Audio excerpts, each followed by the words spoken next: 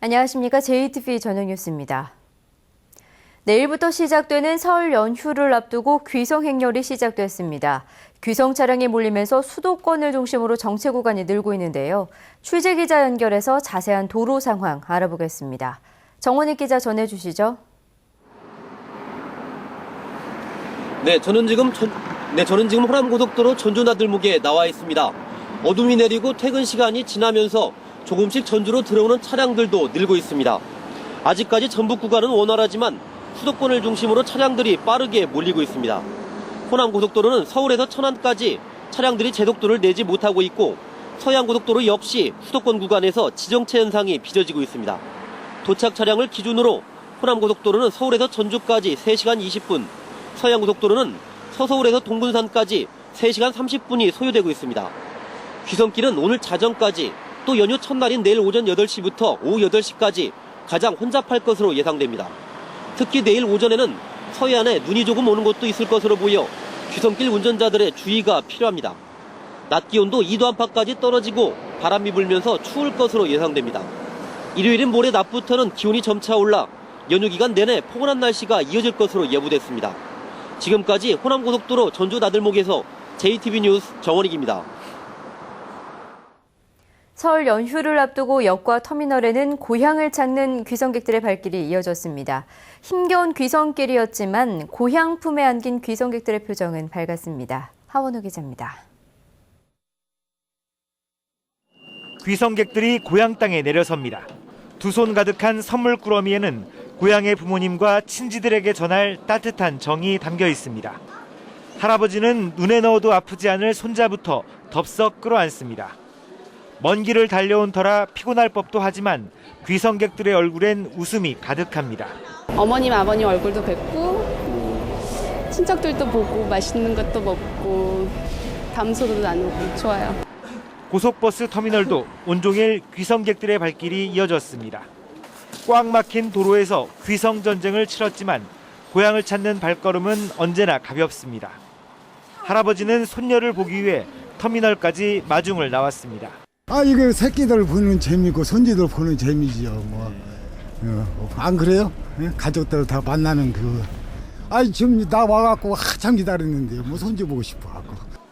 자녀를 기다리는 고향의 어머니도 마음이 설렙니다. 찬바람 속에 시장 구석구석 발품을 팔아가며 음식 재료를 고릅니다. 식구들이 여럿이 모이니까 좋아요. 손녀들도 오고 애들도 다 오고 그러니까 좋아요. 그 재미로 이렇게 하는 거지, 힘들어도. 어려운 경기에 더 팍팍해진 살림살이.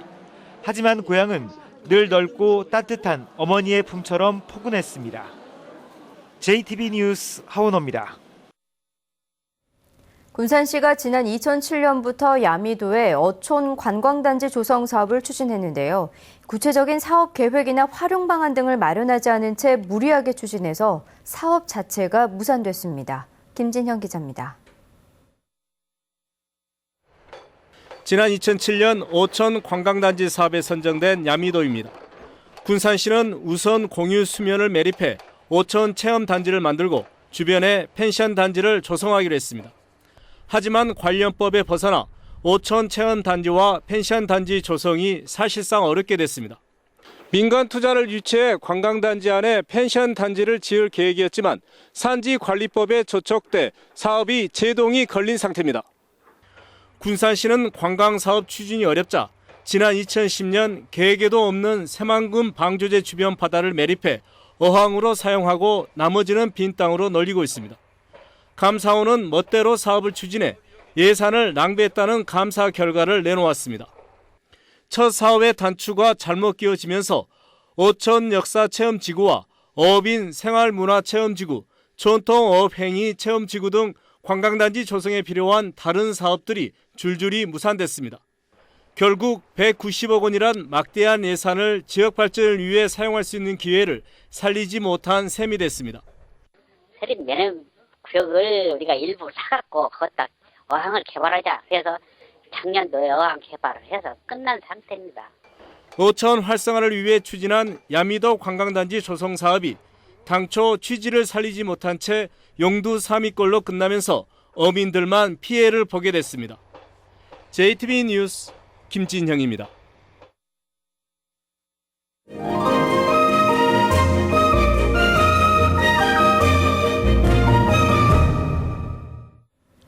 올해 설 연휴는 대체 휴일을 포함해 모두 닷새나 됩니다. 오랜만에 모인 가족과 함께 나들이 계획 세우신 분들 많을 텐데요.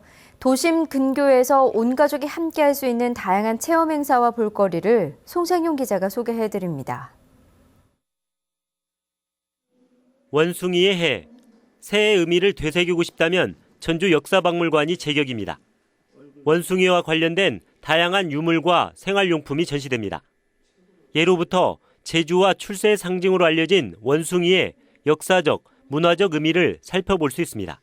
네, 12지 속 원숭이의 모습, 그리고 원숭이가 상징하는 것과 세계 속 원숭이의 모습 등 다양한 원숭이의 모습을 접하시고 2016년도 한 해는 원숭이처럼 활기차고 전북 도립미술관에서는 백제의 문화유산을 소재로 한 작품 전시회가 열립니다.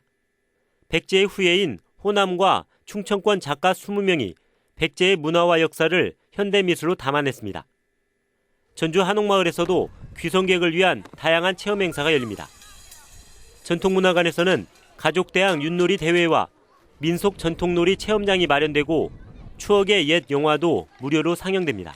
네, 이번 설을 맞이해서 저희 전통문화관에서는 전통놀이, 그다음에 추억의 영화 상영, 윷놀이, 퍼즐대회 등 가족끼리 추억을 담아갈 수 있는 한옥마을에서 그런 행사를 준비하고 있습니다.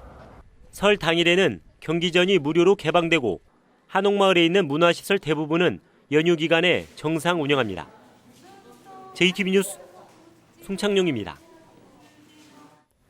전주지법은 자신이 운영하는 가게에서 여직원들을 상습적으로 성추행한 혐의로 기소된 41살 이모 씨에 대해 징역 6개월의 집행유예 1년을 선고하고 사회봉사 80시간, 성폭력 치료 프로그램 40시간을 수강하라고 명령했습니다.